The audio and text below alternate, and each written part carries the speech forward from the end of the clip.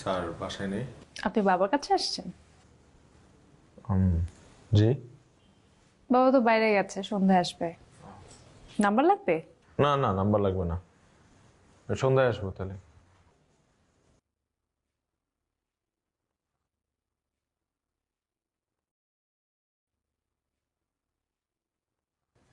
কিছু বলবেন আপনি? শুনো, আমার না খুব পানি পিপাসা লাগছে। পাড়ার মোড়ে জসিম মামার দোকান আছে, সেখান থেকে আমার নামে একটা জুস খেয়ে নেবেন, পিপাসা মিটে যাবে। কি কি কি? মজা করলাম, বসেন।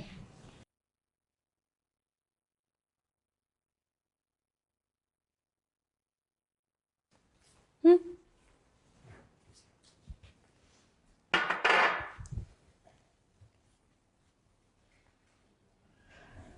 আগে বললেই পারতেন, আমার সাথে কথা বলতে এসছেন।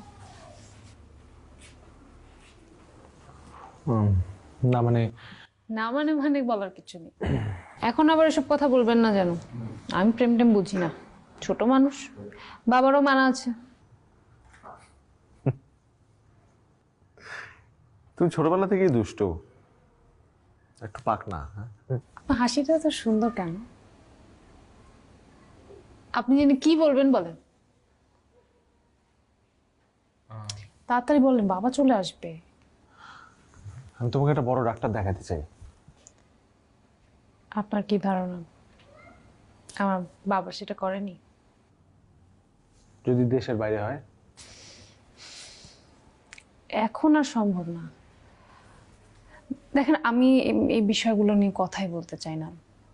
যতদিন বেঁচে আছি নিজের মতো করে আছি, ভালো আছি। হাসপাতালে হাসপাতালে শেষ সময়গুলো আসলে কাটাতে চাই না। তুই জলদি হাল ছেড়ে দিবা? জলদি না, সম্ভাবনা দেখেই বলছি। আপনি এখন আসতে পারেন।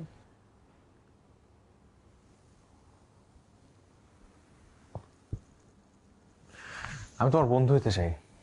আচ্ছা, ঠিক আছে বন্ধু, আপনি এখন আসতে পারেন। দয়া দেখাবেন তো? দেখান। কোনো দয়া টয়া না, আমার মায়ের কসম, কোনো দয়া দেখাইতেছে না। আচ্ছা ঠিক আছে, বিশ্বাস করলাম। আমি তোমার ডায়েরিটা পড়ছি, তোমার 5টা ইচ্ছার কথা আমি জানি। আমি সেই ইচ্ছাগুলো পূরণ করতে চাই, বাস্তবায়নে তোমার সাহায্য করতে চাই।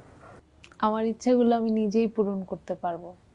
আপনার তো করুণার আমার দরকার নেই। কিন্তু করো না বলছো কেন?